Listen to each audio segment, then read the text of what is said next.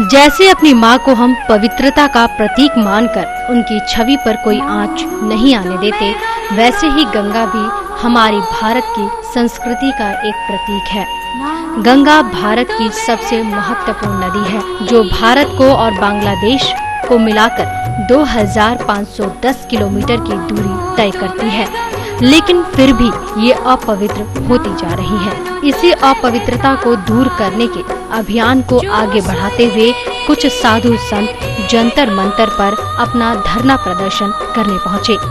वहाँ बैठे जल तपस्वियों के विभिन्न रूप देखे गए। इस महासंग्राम की शुरुआत शंकराचार्य स्वामी स्वरूपानंद जी ने की। इतिहास के पन्नों पर ऐसा पहली बार हो रहा है जब शंकराचार्य ने जंतर मंतर पर धरना प्रदर्शन किया, और वहीं 2 महीने से जल का परित्याग किए 2 तपस्वी भी वहां पर मौजूद थे। वो 2 तपस्वी थे नागनाथ बाबा और औघड़ ब्रह्मरंद। उनका सहयोग करने और उनका साथ देने के लिए जंतर मंतर पर कई साधु संत सहित हजारों महिला पुरुष भी कलश लेकर अभियान का हिस्सा बने।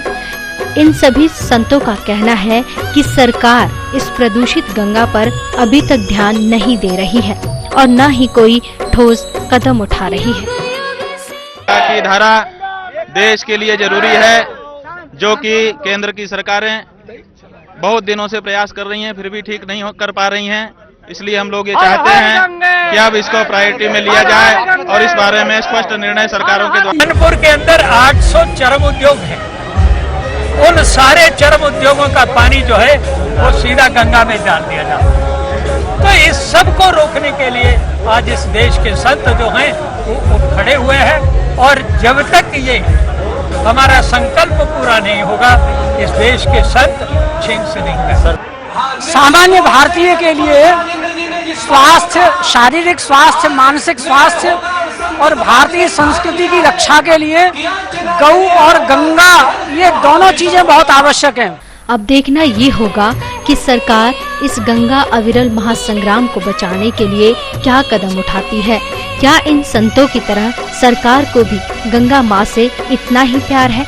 इन संतों का बलिदान, इनका जल परित्याग कितना असरदार होगा, ये तो सरकार के गंगा के प्रति उठाए गए कदम ही बताएंगे।